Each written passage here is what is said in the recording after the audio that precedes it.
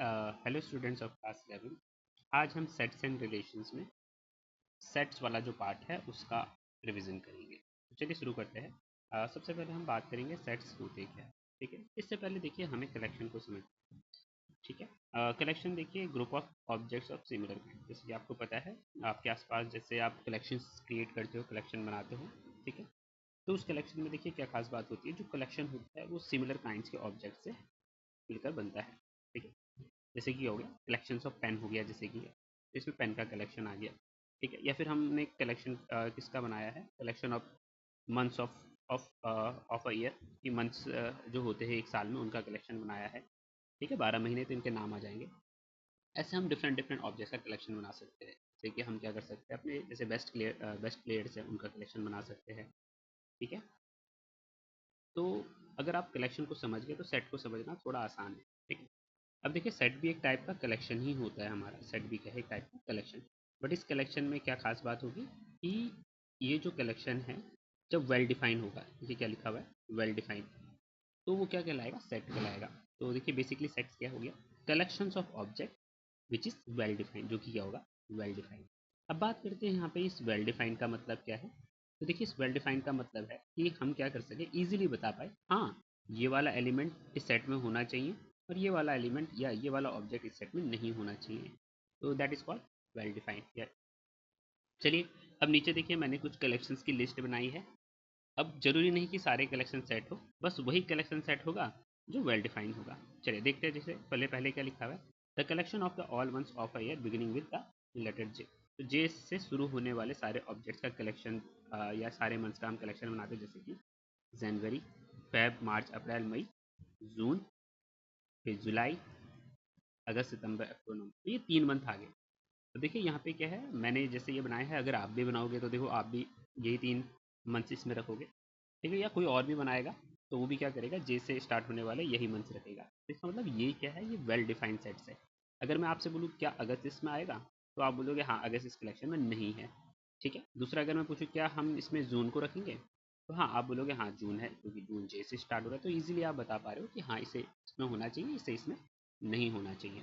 चलिए, इसका मतलब ये क्या है, कलेक्शन। तो मैं इसमें सही का टिक मार देता हूँ। अगला कलेक्शन देखिए, collection of 10 most talented writers in of India. भाई आपको इंडिया के 10 मोस्ट टैलेंटेड राइटर्स का कलेक्शन बनाना है। क्या लिखा हुआ है, देखिए मोस्ट टैलेंटेड राइटर्स, यानी कि जो सबसे ज़्यादा टैलेंटेड राइटर्स है। अब देखिए इसमें कोई मुंशी प्रेमचंद को रखेगा, अ, कोई जैसे प्रेमचंद हो गए हमारे, और रस्किन बॉन्ड हो गए इंडिया के फेमस राइटर, ऐसे और भी बहुत सारे राइटर्स हैं। बट जब हम बात करते हैं किसी राइटर्स के टैलेंटेड मोस्ट टैलेंटेड होने का, तो इसका कोई क्राइटेरिया नहीं है। ठीक है, इसका मतलब ये जो कलेक्शन है ये वेल डिफाइंड नहीं है। किसी के लिए क्या पता प्रेमचंद्र अच्छे राइटर ना हो, या जो हम रस्किन बॉन्ड की बात कर रहे हैं, क्या पता किसी के लिए Ruskin bond most talented writer ना हो। तो ये जो कलेक्शन है ये अलग अलग बनेगा, किसी के लिए अलग, किसी के लिए अलग। तो इसका मतलब ये कलेक्शन जो है वेल डिफाइंड नहीं है, नॉट वेल डिफाइंड। तो इसका मतलब ये जो कलेक्शन है ये सेट नहीं होगा। ठीक है, सिमिलरली देखिए आगे चलिए देखते हैं, a team of the 11 best cricketer cricket batsman of the world. World के देखिए आपने 11 बेस्ट प्लेयर्स का लिस्ट बनानी है, या 11 एक ऐसी की टीम बनानी है जिसमें 11 बेस्ट क्रिकेटर्स आए। अगेन ये भी देखिए जरा, ये जो कलेक्शन है ये वेल डिफाइंड नहीं है, क्योंकि कोई क्रिकेटर बेस्ट है इसका कोई क्राइटेरिया नहीं है। क्या पता है किसी के लिए विराट कोहली बेस्ट हो और किसी दूसरे के लिए क्या हो, विराट कोहली बेस्ट ना हो, तो उसकी लिस्ट में तो ये आएगा ही नहीं। इसलिए जो कलेक्शन है ये कलेक्शन भले ही है बट सेट नहीं है, नॉट वैलिड। ऐसे देखिए collection of the all boys in your class, आपकी क्लास में देखिए पढ़ने वाले बच्चे, पढ़ने वाले जो लड़के हैं, हाँ ये देखिए सेट हो जाएगा, क्योंकि पर्टिकुलर इसमें क्या करेंगे, हम उन्हीं बच्चों को इंक्लूड करेंगे जो हमारी क्लास में पढ़ रहे हैं। इसका मतलब ये सेट है। अगला देखिए, collection of all natural number less than 100, 100 से छोटे सारे नेचुरल नंबर का कलेक्शन।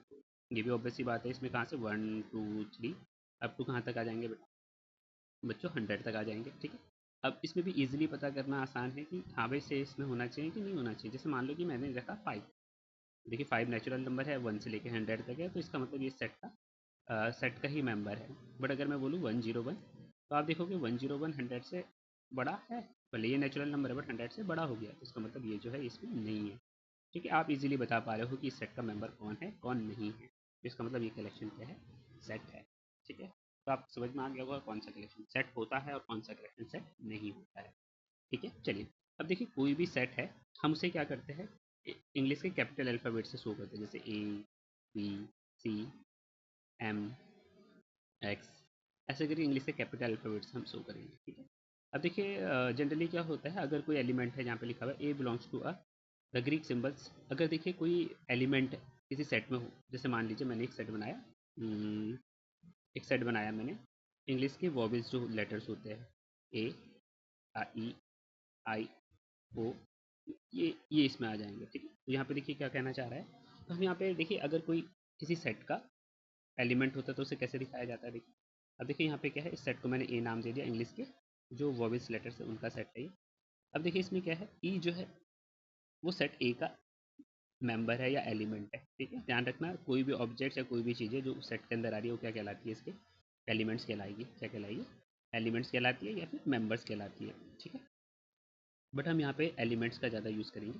ठीक है, जैसे ई क्या है, इस सेट का एलिमेंट है, यानी कि ई क्या कर रहा है, सेट ए को बिलोंग कर रहा है। अब देखिए इसे कैसे लिखा जाता है, यहाँ पे हम क्या करेंगे, अगर कोई एलिमेंट या कोई ऑब्जेक्ट किसी सेट पे बिलोंग करता है तो उसके लिए हम क्या करेंगे, ये वाला सिंबल यूज़ करेंगे एप्सिलॉन का। ठीक है, और क्या लिखेंगे ई, और इसे पढ़ेंगे क्या, देखिए ई बिलोंग्स टू पढ़ेंगे इसे, जैसे कि यहाँ पे लिखा हुआ है epsilon and A belongs to B is not an element of a set A. और अगर देखिए कोई इस सेट का एलिमेंट नहीं है, मान लो कोई एलिमेंट इसका नहीं, जैसे मान लो मैंने क्या उठा दिया इसमें, मैंने उठा दिया के, अब मैं देखता हूँ के तो वॉवेल है ही नहीं, तो इसका मतलब के इस सेट के अंदर नहीं होगा। तो आपने क्या लिखना है, ये एप्सिलॉन लिखना है और इसे कट कर देना है। इससे क्या पढ़ा जाएगा, डज नॉट बिलोंग्स टू। ठीक है, इससे क्या पढ़ा जाएगा, ई बिलोंग्स टू सेट ए। ठीक है, और अगर बिलोंग नहीं करता है तो उसको क्या पढ़ा जाएगा, उसे ऐसे लिखा जाएगा और पढ़ा क्या जाएगा, K does not belongs to या not belongs to set B. ठीक है, टू सेट ए। तो चलिए ये बेसिक सी बात थी सेट में। अब सेट आगे चलते हैं। अब देखिए हम मैथ्स में कुछ पर्टिकुलर सेट्स के बारे में बात करेंगे और उनका रिप्रेजेंटेशन जो होता है। देखिए कैपिटल एन जो है ये नेचुरल नंबर के सेट के लिए आता है, यानी कि इसमें क्या हो जाएगा, 1 2 3 4 अप टू सो ऑन हमारे नेचुरल नंबर। ऐसे ही सेट ऑफ इंटीजर्स के लिए हम क्या करेंगे, जेड जो है ये सेट ऑफ इंटीजर्स के लिए आएगा। इसमें जितने भी पॉजिटिव नेगेटिव इंटीजर हो गए, जैसे कि -3 -2 -1 फिर 0 फिर पॉजिटिव वाले 2 3 4 अप टू सो ऑन, ये आ गए। ऐसे रेशनल नंबर का जो सेट है, यानी कि जो पी अपॉन क्यू टाइप के होते हैं, उनके सेट को हम किससे दिखाएंगे, क्यू से दिखाएंगे। ठीक है, Q does not equal to 0। ऐसे जितने भी रेशनल नंबर का कलेक्शन है वो किससे दिखाया जाएगा, क्यू से दिखाया जाएगा। ऐसे रियल नंबर का जो सेट है, all rational and irrational number, इनके कलेक्शन को हम किससे दिखाएंगे, कैपिटल आर से दिखाएंगे रियल नंबर के कलेक्शन को, ध्यान रखना। ठीक है, ऐसे जेड प्लस लिखा हुआ है, ठीक है, यहाँ जेड इसके ऊपर लिखा रहता है प्लस, तो ये सेट ऑफ पॉजिटिव इंटीजर्स को इंडिकेट करेगा, प्लस मतलब पॉजिटिव इंटीजर को। अगर जेड माइनस होगा तो ये नेगेटिव इंटीजर को इंडिकेट करेगा। ऐसे Q plus set of positive rational number, और अगर क्यू माइनस होगा तो ये नेगेटिव रेशनल नंबर का हो जाएगा। ठीक है, ऐसे R plus, R real number के सेट के लिए था तो R plus the set of the positive real number, और आर माइनस अगर होगा तो set of negative real number. तो ये मैथ्स में हमारे कुछ बेसिक सेट्स होंगे और उनका रिप्रेजेंटेशन आप ध्यान रखिए। चलिए आगे चलते हैं। अब सेट को रिप्रेजेंट करने के क्या तरीके हैं हमारे पास। देखिए सेट को रिप्रेजेंट करने के दो फॉर्म होते हैं। पहला जो फॉर्म है दैट इज़ रोस्टर और टेबुलर फॉर्म बोलते हैं। इसमें देखिए हमें क्या करना होता है, जो भी हमारे पास सेट डिफाइन कर रखा है उसके एलिमेंट हम देखेंगे और उन्हें करली ब्रैकेट में पैक कर देंगे। ठीक है, जैसे कि देखिए यहाँ पे क्या लिखा हुआ है, the sets of the all वॉबल्स of the English alphabet. ठीक है, जैसे मैंने पीछे बनाया था, तो इंग्लिश के वॉबल्स जो है ए ई आई ओ, ये सारे रख दिए। अब देखिए इनको इनको सेपरेट करने के बीच में कोमा लगाया जाएगा और इन्हें करली ब्रैकेट के अंदर पैक कर देना है। ठीक है, और इसे कुछ नाम दे देते हैं हम कैपिटल। तो ये क्या हो गया, रोस्टर या टेबुलर फॉर्म के सेट को रिप्रेजेंट करता है। ऐसे देखिए the set of the solution of the equation x square plus x minus two. ठीक है, तो इसके जो सॉल्यूशन होंगे वो दिखाने हैं हमें। देखिए जरा, तो यहाँ पे क्या हो जाएगा, एक्स स्क्वायर का सॉल्यूशन निकालते हैं, 2 1 जा 2, टू कैसे फैक्टर करने हैं, जो माइनस करके ये आ जाए 1 आ जाए, इसको क्या हो जाएगा प्लस 2x माइनस एक्स करके लिखेंगे, माइनस का 2, एक्स कॉमन लिया, एक्स प्लस 2 माइनस कॉमन लिया यहाँ से, यहाँ पे हो जाएगा एक्स प्लस 2, -1 कॉमन ले लिया इक्वल टू 0। अब देखिए एक्स प्लस 2 कॉमन आ रहा है। ठीक है, तो यहाँ पे क्या हो जाएगा, एक्स बच जाएगा और यहाँ पे माइनस का 1 इक्वल टू 0। तो यहाँ से क्या आ गया, या तो एक्स प्लस 2 0 होगा, इससे एक्स की वैल्यू आ गई माइनस का 2, और यहाँ से एक्स की वैल्यू आ गई 1। तो इसके दो सॉल्यूशन आ गए, 1n -2। तो आपने इन दो सॉल्यूशन को कैसे लिखना है, एक करली ब्रैकेट में और बीच में कोमा से सेपरेट, से हम क्या करके दिखा देते हैं बी, सेट बी कर। तो ये सेट को रिप्रेजेंट करने की रोस्टर फॉर्म है। चलिए अब देखते हैं सेट बिल्डर फॉर्म। तो सेट बिल्डर फॉर्म में क्या है देखिएगा, इसमें हम क्या करते हैं देखिए, सेट्स के एलिमेंट को क्या करना है आपने ज़रा ध्यान से देखिए। सेट्स के एलिमेंट को एक वेरिएबल ए से शो करेंगे। यहाँ पे मैं लिख देता हूँ ऑल एलिमेंट्स, सारे एलिमेंट्स को एक वेरिएबल से दिखाएंगे, R represent by a variable. ठीक है, एक वेरिएबल से दिखाना है। ठीक है, उसके बाद क्या करना है, उसके बाद आपने ऐसा सेमी कॉलन का साइन यूज़ करना है। And after that property of set, जो सेट की जो प्रॉपर्टी है वो एक्स पे अप्लाई कर दें। जो भी सेट की प्रॉपर्टी है वो सेट पे अप्लाई कर देंगे। जैसे देखिए एक एग्जांपल दिया हुआ है, जैसे यहाँ पे दिया है 1/2, 2/3, 3/4, 4/5, 5/6, 6/7। तो यहाँ पे देखिए हम सेट्स के जो है ये रोस्टर फॉर्म दे रही है। अब इसे हमें सेट बिल्डर फॉर्म में लिखना है। देखिए कैसे लिखेंगे, सेट को मैं ए बोल देता हूँ। ठीक है, यहाँ पे देखिए मैं क्या देख रहा हूँ, सारे एलिमेंट को देखिए हमें किसी वेरिएबल से शो करना है। तो मैं सारे एलिमेंट्स को क्या करता हूँ, एक वेरिएबल एक्स ले लेता हूँ। ठीक है, फिर सेमी कॉलन आएगा सच दैट, अब सेट की जो प्रॉपर्टी होगी वो हम एक्स पे लगा देंगे। अब देखिए सेट की जो प्रॉपर्टी है वो क्या है, एक्स इक्वल टू, अब देखिए यहाँ पे हमें क्या देखने को मिल रहा है पैटर्न, 1/2, 2/3, 3/4, 4/5, 5/6, 6/7। ठीक है, यानी कि जो डिनोमिनेटर है वो न्यूमिनेटर से एक ज़्यादा है। ठीक है, तो अगर डिनोमिनेटर देखिए, सॉरी न्यूमिनेटर अगर n है तो डिनोमिनेटर क्या हो जाएगा, n+1 हो जाएगा, यानी कि अब आपका x ऐसे निकलेगा। ठीक है, अब n को भी देख लेते हैं, ये n कहाँ से शुरू हो रहा है, देखिए n 1 से शुरू हो रहा है। 1 रखा, 1+1 2, 2 रखा, 2+1 3, ऐसे लास्ट में देखिए हम 6 रखेंगे तो 6+1 7। तो हम क्या देखते हैं, n जो है वो क्या है, एक नेचुरल नंबर है। यानी कि मैं लिख देता हूँ n जो है 1 से लेकर देखिए 6 तक रखना है, एक नेचुरल नंबर हो गया। और साथ ही साथ जो n की वैल्यू होगी वो क्या होगी, 6 या 6 से छोटी होगी। तो मैं इसको ऐसे करेंगे, n is less than equal to 6, तो 6 भी लेंगे और 6 से छोटे जितने भी नेचुरल नंबर है ध्यान रखें उनको लेंगे। ये सेट का सेट बिल्डर फॉर्म हो गया। ठीक है, अगेन देखिए यहाँ पे भी एक सेट दिख रहा है 1 4 9 16 20। ठीक है, ये आपको सोन आगे तक जा रहा है। इसमें देखिए इसके एलिमेंट अगर हम देखते हैं, पहला 1 है, दूसरा देखिए 4 है, ये देखिए 2 का स्क्वायर है, 3 है। इसमें प्रॉपर्टी भी देखनी है आपके साथ ही साथ, मैं यहाँ पे प्रॉपर्टी भी बता देता हूँ। 3 का स्क्वायर 9 है, 4 का स्क्वायर है 16 और 25 जो है 5 का स्क्वायर। यानी कि यहाँ पे हम क्या देखते हैं, ये सबके स्क्वायर्स है। यहाँ पे 1 से लेके अब कुछ आगे ये जो नंबर नेचुरल नंबर्स का स्क्वायर में देखते हैं। चलिए इसे कैसे लिखेंगे, ए इक्वल टू क्या हो जाएगा, देखिए सारे एलिमेंट के लिए देखिए एक वेरिएबल यूज़ करेंगे, एक्स सच दैट का साइन। अब एक्स पे क्या करेंगे, देखिए एक्स एक्स का क्या हो रहा है, स्क्वायर सच दैट, एक्स को ऐसे लिखेंगे देखिए, ठीक है, 1 1 का स्क्वायर, 2 का स्क्वायर, 3 का स्क्वायर, 4 का square, X such that X equal to क्या लिखा जाएगा, एन स्क्वायर लिखा जाएगा। ठीक है, मतलब एक्स क्या है, जो इसके मेंबर है किसी के स्क्वायर है, किसी एन के स्क्वायर है। ठीक है, और एन जो है देखिए क्या है, नेचुरल नंबर होगा हमारा। ठीक है, और साथ ही साथ क्या है देखिए जी, अब इसमें अगर हम एन की बात करें तो देखिए आगे तक जा रहा है। अब यहाँ पे तो लास्ट एलिमेंट इसका 6 था, तो हम यहीं पे खत्म हो गए, बट यहाँ पे एलिमेंट खत्म नहीं हो रहे, तो यहाँ पे अप टू 1 आगे तक चलता रहेगा। तो ये इसका सेट बिल्डर फॉर्म। तो सेट बिल्डर फॉर्म में भी हम करली ब्रैकेट का यूज़ करेंगे सेट को दिखाने के लिए, सेट को पैक करने के लिए। चलिए आगे देखते हैं, अब टाइप्स ऑफ सेट्स पढ़ते हैं। देखिए जरा, एम्प्टी सेट्स। तो पहला सेट आता है एम्प्टी। एम्प्टी जैसे कि नाम से ही पता चला कि ऐसा सेट जिसके अंदर कोई भी एलिमेंट ना हो, contain no element, it's called empty set. इसे वॉइड सेट भी कहते हैं या नल सेट भी कहा जाता है। नल सेट या void set same empty set ही है। ठीक है, अब इसे कैसे दिखाया जाएगा, या तो आपने देखिए करली ब्रैकेट बनाना है, उसके अंदर कुछ नहीं रखना है, that is। या फिर इसको किससे दिखा सकते हैं, पाई से शो कर सकते हैं। ठीक है, जैसे कि देखिए मैं एक एग्जांपल दे देता हूँ इसमें। जैसे मान लीजिए क्या है, एक सेट है ए, इसमें मैं ऐसे लिख देता हूँ x such that x is a natural number between natural number between 3 and 4, 3 and 4। अब देखिए 3 और 4 के बीच में नेचुरल नंबर, भाई 3 और 4 के बीच में तो कोई नेचुरल नंबर हो ही नहीं सकता है। इसका मतलब ये जो सेट ए है ये कैसा है, खाली है, इसमें कोई भी एलिमेंट नहीं आ रहा है। इसको हम क्या लिख सकते हैं, ए इक्वल टू पाई, या फिर खाली ब्रैकेट में। ठीक है, एक और चीज़ का ध्यान रखना, अगर देखो करली ब्रैकेट के अंदर ऐसा करके है, ये दोनों एक साथ लिखे हुए पाई इसके अंदर है, तो ये नल सेट नहीं है, ये it is not a null set. ठीक है, ध्यान रखना इसका, ये नल सेट नहीं होते। इसका मतलब इसके अंदर एक एलिमेंट है दैट इज पाई। ठीक है, चलिए आगे देखते हैं सिंगलटन सेट। जैसे कि नाम से स्पष्ट हो रहा है कि ये क्या है, एक्स का है, सिंगलटन सेट होगा, यानी कि इसके अंदर एक सिंगल एलिमेंट। ठीक है, इसको दिखाने के लिए आप कैसे कर सकते हैं, इसका एग्जाम्पल हो सकता है जैसे मैंने लिया बी इक्वल टू क्या होगा, जैसे एक एलिमेंट दिखा दो इसके अंदर, मैंने लिख दिया वन। ठीक है, फिर आप ऐसे भी लिख सकते हो B equal to X such that 2x plus 3 equal to 8। ठीक है, इस इक्वेशन का जो सॉल्यूशन होगा वो है हमारा x। तो यहाँ पे देखिए ये लीनियर इक्वेशन है और आपको पता है लीनियर इक्वेशन का केवल एक सॉल्यूशन आता है। ठीक है, चलिए निकाल देते हैं। देखिए 8 में से 3 गया 5, तो यहाँ पे x की वैल्यू कितनी आ रही है 5/2, जिसमें एक एलिमेंट आएगा 5। ऐसे देखिए सेट्स के नंबर के बेस पे देखिए इसमें कितने एलिमेंट्स हैं, दो टाइप के सेट्स होते हैं, तो फाइनाइट सेट, इनफाइनाइट सेट्स। तो देखिए यहाँ पे लिखा हुआ है फाइनाइट सेट्स मतलब क्या होता है, जिसमें फाइनाइट नंबर ऑफ एलिमेंट्स होते हैं। ठीक है, तो वो फाइनाइट सेट हो जाएगा, और otherwise set is called infinite set, तो उसे इनफाइनाइट सेट हो जाएगा। जैसे कि यहाँ पे देखिए मैंने एक सेट लिया ए इक्वल टू 1 2 3 4 5।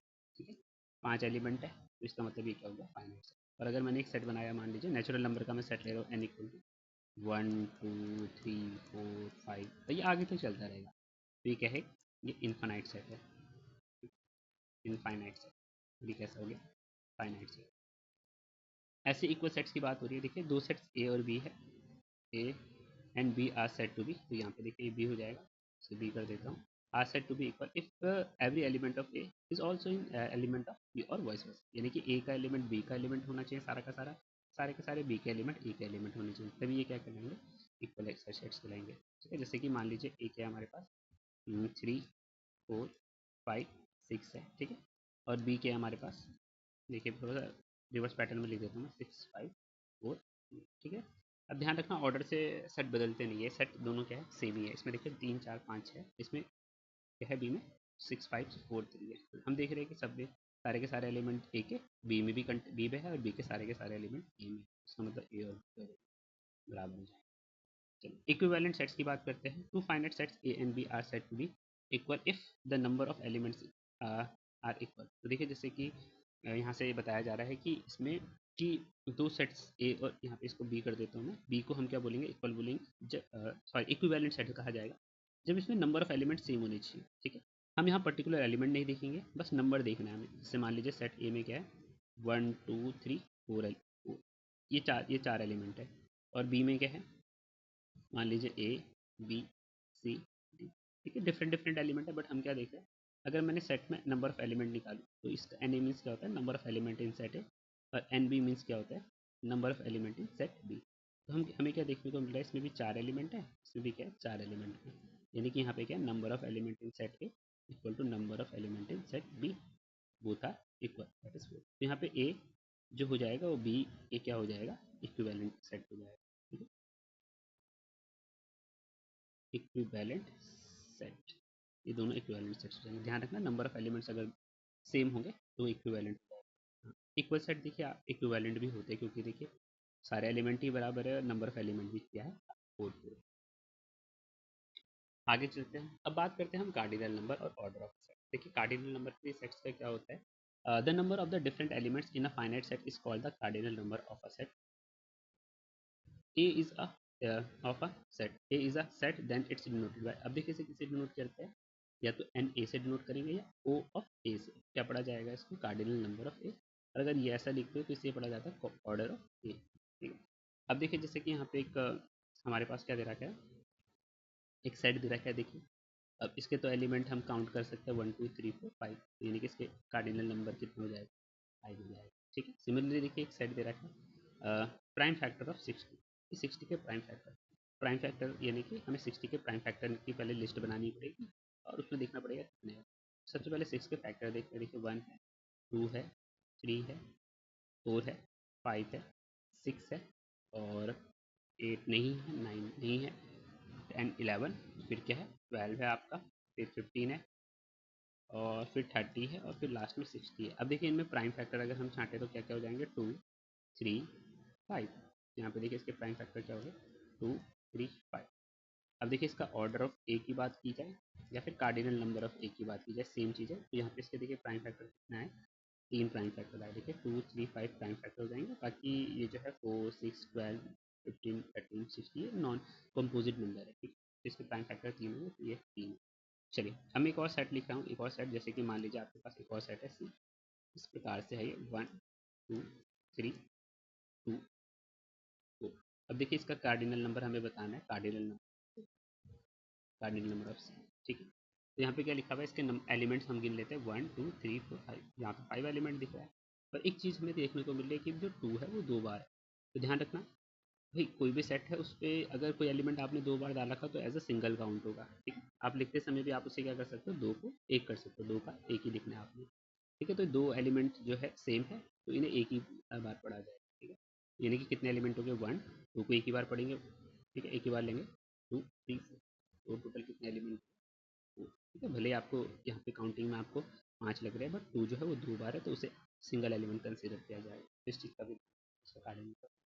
चलिए अब सबसेट की बात करते हैं। सबसेट क्या होता है, a set A is set to be subset of B if every element of set A belongs to set B.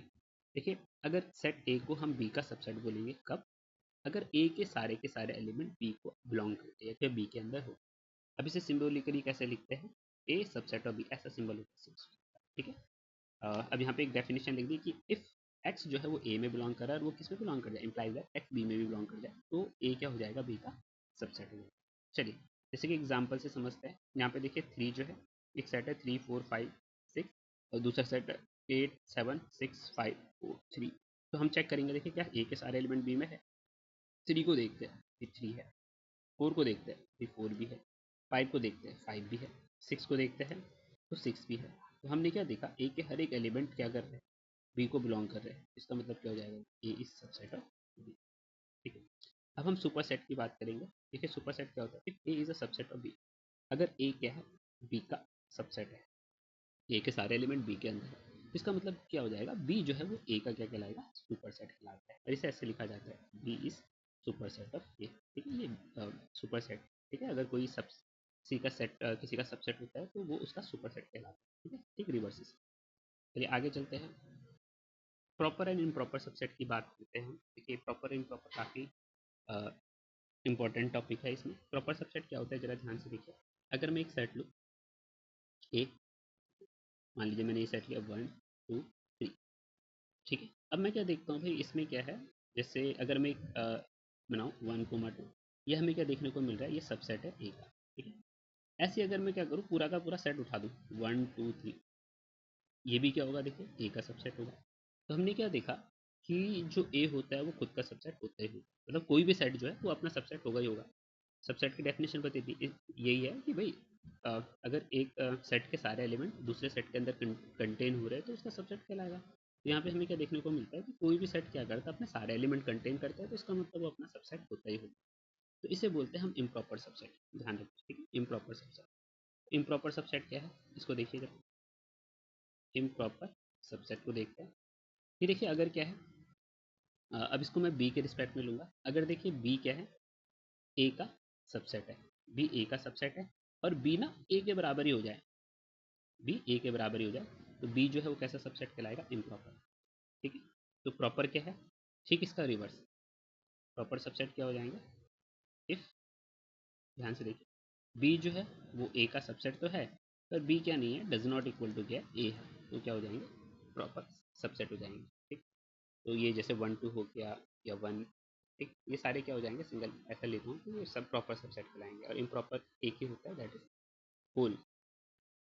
अब इसमें देखिए कुछ पॉइंट निकल के आते हैं, देखते हैं। Every set is a subset of subset and a super set of set. तो इस यहाँ पे क्या बोला, कोई भी जो है सेट वो अपना सबसेट भी होता है और वो अपना क्या होता है, सुपर सेट भी होता है। दूसरा क्या बोला, A is not a subset of B, we write A does not subset of B. अगर देखिए ए बी का सबसेट नहीं बन पा रहा है तो इसे हम ऐसे लिखेंगे, ए सबसेट का साइन बनाना, से कट कर देना बी, ठीक है। अगर ए का कोई भी एलिमेंट बी में नहीं है तो तब भी सबसेट नहीं बनता है, इस चीज़ को ध्यान रखना।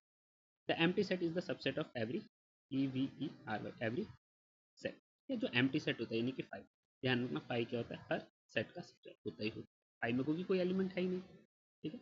ये सबसे सभी सब सेट का सबसेट बनेगा। If A is a set with n A equal to m. अब यहाँ पे क्या लिखा हुआ है, देखिए जरा। अगर ए एक सेट है जिसमें नंबर ऑफ एलिमेंट यानी कि इसका कार्डिनल नंबर कितना एम है, then the number of subset of A. तो यहाँ पे देखिए इसके कितने सबसेट बनेंगे, देखते हैं जरा इसका। इसके सबसेट बनते हैं 2 की पावर एम सबसेट बनते हैं, इसके कितने बनते हैं 2 की पावर एम, ठीक है। फॉर एग्जांपल जैसे कि यहाँ पे एक एग्जांपल है, इसी को देख लेते हैं। जैसे यहाँ पे देखिए ए में कितने एलिमेंट है, 2 एलिमेंट है, 3 और 4। अब इसके सबसेट बनाते हैं। तो पहला तो क्या होता है, देखिए 5, 5 सभी का होगा। दूसरा क्या होता है, सिंगल एलिमेंट अगर मैं 3 को लूँ, सिंगल एलिमेंट 4 को लूँ, तो ये हो गए 2 बन गए। अब तीसरा क्या बन जाएगा, चौथा क्या बन जाएगा, अगर मैं पूरे ए को ही ले लूँ 3,4, ठीक है, कितने सबसेट बने, सबसेट बने 1 2 3 4, 4 सबसेट बन गए इसके, ठीक है। यानी कि 2 एलिमेंट थे, 4 बने, 2 की पावर 2, दैट इज 4। तो हमने देखा कैसे ये फॉर्मूले से इस सेट के अंदर क्या हो रहा है, 2 की पावर 2, यानी कि 2 की पावर m वाला जो फॉर्मूला है उससे इसके सबसेट हमने निकाल दिया, और देखा कि ये भी, ये जो फॉर्मूला है सही है। अब बात करते हैं proper number of proper subset of A. देखिए ए में कितना एलिमेंट है, n, तो total number of element, total number of subset कितने बनेंगे, 2 की पावर m। प्रॉपर सबसेट कितने होंगे, ठीक है, प्रॉपर मीन्स जो प्रॉपर होंगे, जो ए के बराबर नहीं होंगे। तो यानी कि जो वो सेट होता है इकलौता, वो सेट होता है वही प्रॉपर सबसेट इम्प्रॉपर होता है। इसका मतलब उसी को हटाना है। तो टोटल कितने बने, 2 की पावर m, उसमें से उसी को माइनस कर देंगे, -1। इसका मतलब कितना हो जाएगा, 2 की पावर m-1 हो जाएगा इसका, 2 की पावर m-1। चलिए आगे चलते हैं। Power set of a set of set, set of all subset of set is called a power set.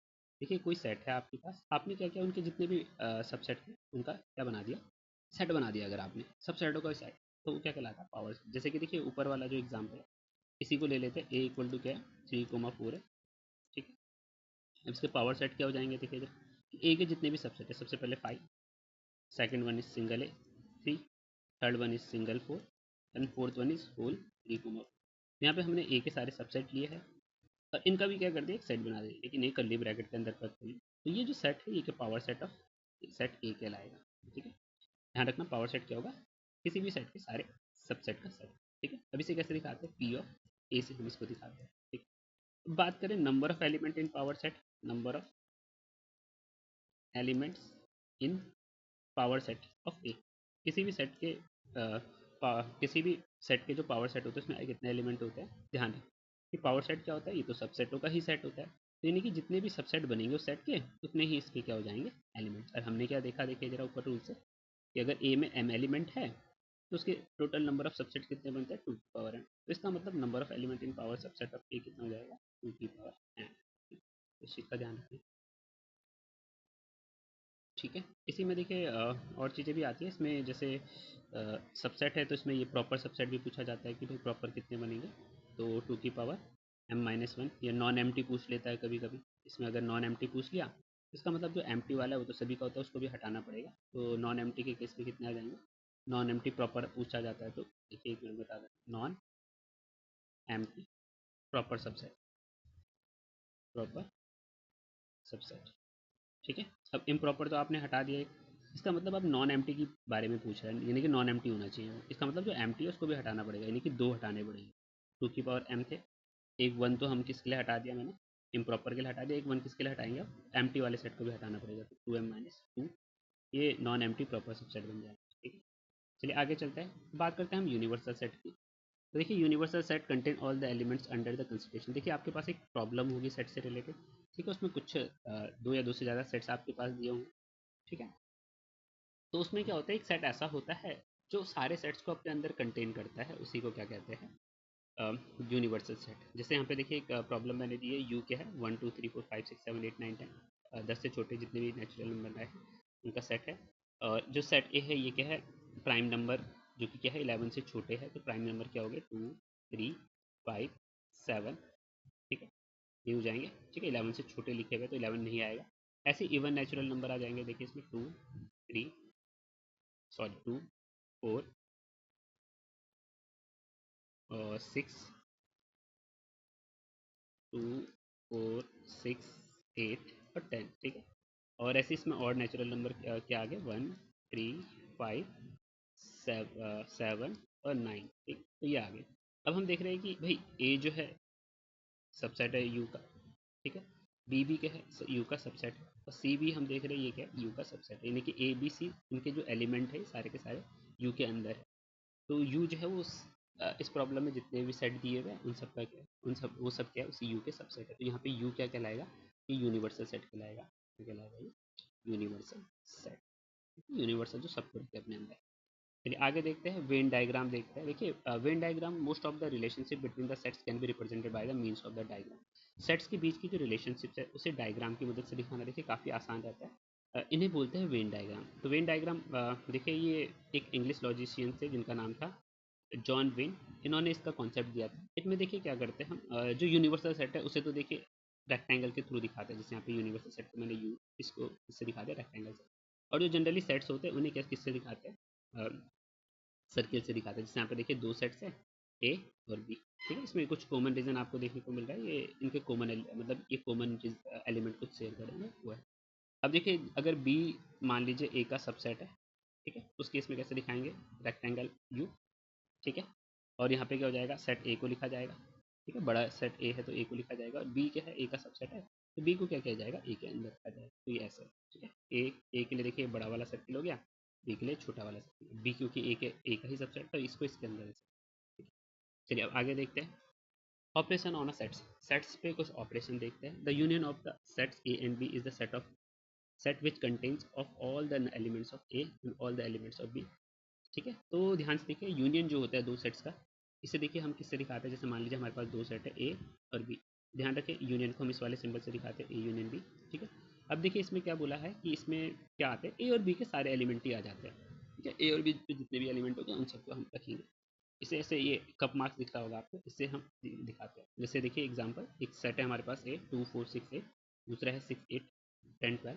अब हमें ए यूनियन बी निकालना है, तो देखिए ए यूनियन बी क्या हो जाएगा, यहाँ पे देखिए ए यूनियन बी मतलब इसमें दोनों के एलिमेंट रखे जाएंगे। तो सबसे पहले हम एक एलिमेंट रख देते हैं सारे के सारे।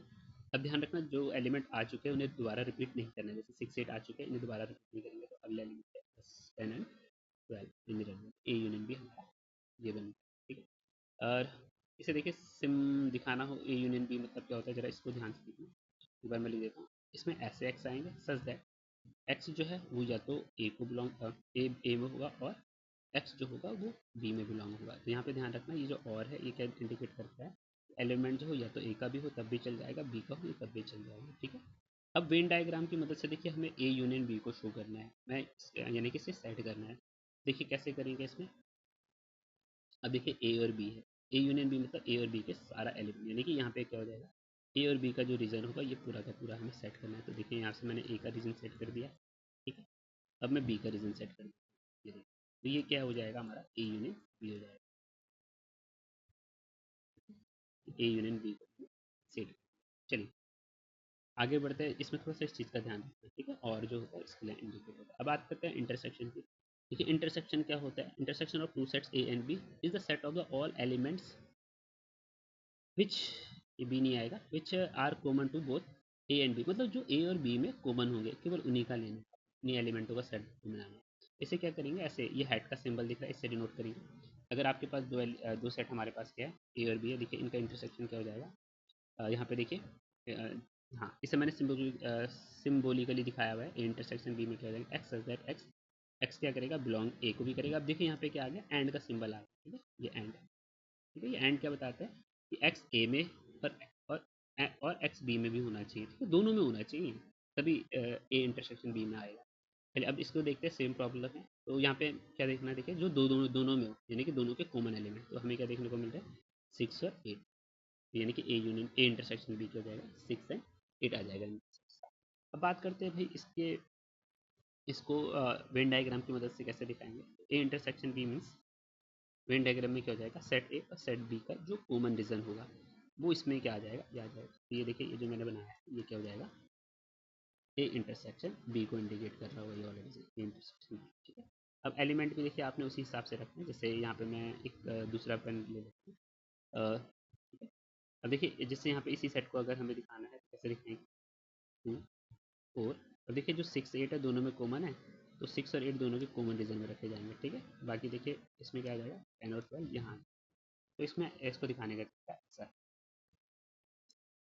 आगे देखिए डिफरेंस ऑफ टू सेट्स।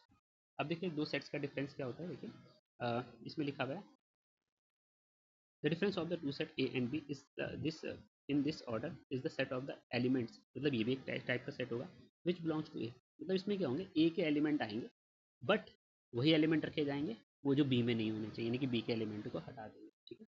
यानी कि ए माइनस बी की जब हम बात करेंगे तो क्या हो जाएगा, इसमें ऐसे एक्स आएंगे, एक्स जो है वो क्या होने चाहिए, ए में होने चाहिए, बट जो एक्स है वो कहाँ नहीं होना चाहिए, does not belongs to B, ठीक है। और ऐसे सिमिलरली बी माइनस ए हो जाएगा, जब हम बी माइनस ए की बात करेंगे, नहीं कि एक्स सच दैट एक्स जो है वो बी में तो होना चाहिए, यानी कि बी के ऐसे एलिमेंट लेंगे जो ए में नहीं होने चाहिए, X does not belongs to B. तो ये है। अब जैसे कि हमारे पास एक कंडीशन एक प्रॉब्लम दे रखी है, इसी को देखते हैं 1 2 3 4 5 6 और यहाँ पे बी दे रखा है।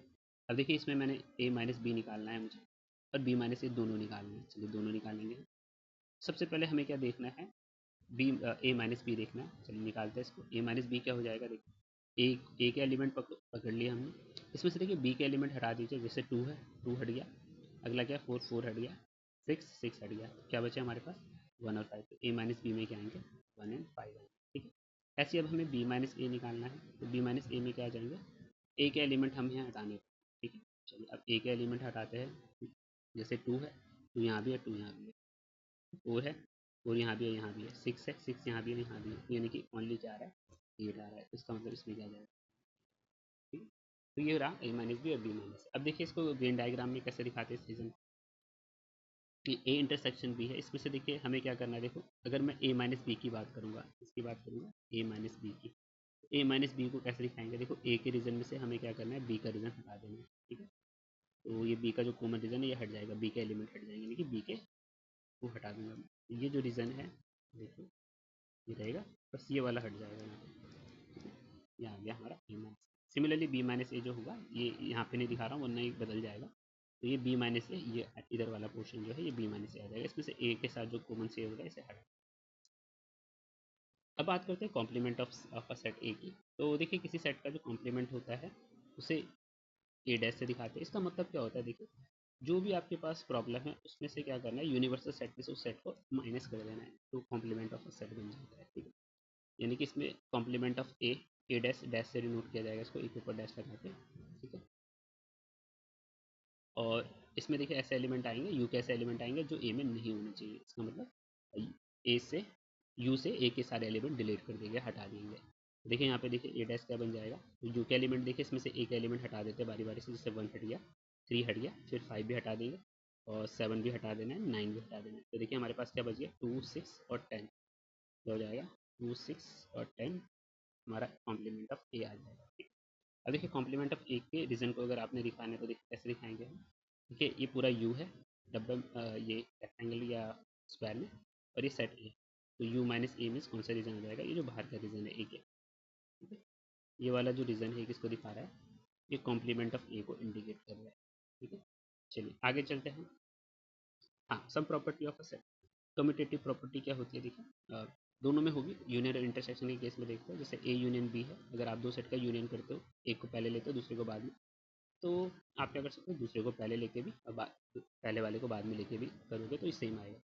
एसोसिएटिव लॉ क्या होता है, अगर आपने 3 सेट लिए ए बी सी, ठीक, आपने पहले क्या किया बी और सी का यूनियन निकाला, फिर आपने क्या किया, आपने पहले शुरू के दो यानी कि ए और बी का यूनियन निकाला, उसके बाद आपने सी का यूनियन निकाला, तो इस चीज़ सेम रहेगी। सेम चीज़ें देखिए इंटरसेक्शन में भी होती है, ए इंटरसेक्शन अगर आप बी निकालोगे या फिर बी इंटरसेक्शन ए निकालोगे तो ये दोनों सेम आएगा, ठीक है। एसोसिएटिव लॉ भी सेम, उसमें भी सेम होता है। इंटरसेक्शन के केस में A intersection B intersection 3 set लेने हैं, आपने बी और सी का इंटरसेक्शन पहले निकाला और उसके उसके बाद आपने उसका ए के साथ इंटरसेक्शन निकाला, तो ये सेम होगा, ए और बी के साथ निकालेगा इंटरसेक्शन और फिर उसका सी के साथ निकालेगा इंटरसेक्शन के साथ। लॉ ऑफ आइडेंटिटी एलिमेंट क्या कहता है, देखिएगा कि अगर आप पहले हम यूनियन में देखते हैं कि अगर आप क्या करोगे, आइडेंटिटी एलिमेंट ए का किसके साथ यूनियन किया आपने, ए के साथ ही यूनियन, ए का ए के साथ यूनियन कर, तो आपको क्या मिलेगा, वापस ए ही मिल जाएगा, ठीक है।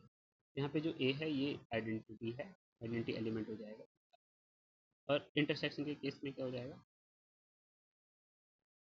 कि अगर आपने, हाँ सॉरी इसको जरा मैं करेक्ट कर देता हूँ, ए का अगर आपने क्या किया देखिए जरा, इंटरसेक्शन किया किसके साथ, सॉरी यूनियन, यूनियन की बात समझते हैं, ए का अगर आपने क्या किया यूनियन किया फाई के साथ, तो फाई एम्प्टी सेट के साथ, तो ये क्या आएगा ए आएगा, तो यहाँ पे जो फाई है वो आइडेंटिटी कहलाएगी, क्या कहलाएगी आइडेंटिटी कहलाएगी, पर किसकी यूनियन की, ठीक है, क्योंकि यूनियन बाय। सिमिलरली देखिए हम देखते हैं कि सेट का हम किसके साथ ऑपरेशन करें। तो अगर मैं ए का इंटरसेक्शन करता हूँ यूनिवर्सल सेट यू के साथ, तो वापस मुझे ए ही मिलता है, यानी कि ए ने अपनी पहचान नहीं खोई यूनियन करने के बाद या इंटरसेक्शन करने के बाद। और किस एलिमेंट के साथ या किस सेट के साथ हुआ उसका, जैसे यहाँ फाइव के साथ हुआ, तो फाइव जो है ये यूनियन की आइडेंटिटी हो गया। ऐसे इंटरसेक्शन के केस में यू जो हो जाएगा वो क्या हो जाएगा, इंटरसेक्शन की आइडेंटिटी हो जाएगा, आइडेंटिटी ऑफ इंटरसेक्शन। ऐसी आइडेम्पोर्टेंट लॉ है। आइडेम्पोर्टेंट लॉ में क्या हो जाएगा, ए का अगर आप ए के साथ यूनियन करते हो तो क्या आ जाएगा, ए आ जाएगा। ए का अगर आप ए के साथ इंटरसेक्शन करते हो तो क्या आ जाएगा, ए आ जाएगा। ठीक है, डिस्ट्रीब्यूशन क्या होता है देखिए, आपके पास देखिए क्या है, आपने दो सेट का यूनियन किया, बी यूनियन सी, फिर उसका आपने ए के साथ इंटरसेक्शन ले लिया।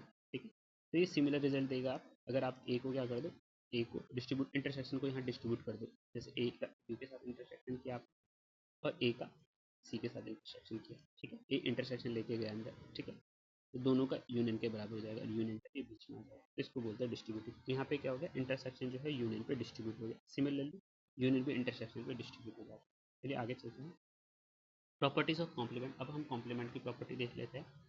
ए union A dash equal to U होता है, A intersection A dash equal to आपका फाइव होता है। तो अगर आप ए का ए डैश के साथ यानी कि ए की कॉम्प्लीमेंट के साथ यूनियन करोगे तो ये पूरा आपका क्या आ जाएगा, यू आ जाएगा। ए का अगर आप कॉम्प्लीमेंट ऑफ ए के साथ करोगे, ठीक है, क्योंकि इन दोनों में कुछ कॉमन ही नहीं है तो फाइव आ जाएगा, यानी कि एम्प्टी सेट। डी मॉर्गन को समझिए जरा, डी मॉर्गन क्या कहती है, दो सेट है ए बी, अगर आप इन दोनों का यूनियन करते हो फिर इनका कॉम्प्लीमेंट करते हो तो किसके बराबर आ जाएगा, complement of A intersection complement of B के बराबर। सिमिलरली इंटरसेक्शन में रिजल्ट देखने को मिलता है, A intersection B equal to क्या हो जाएगा,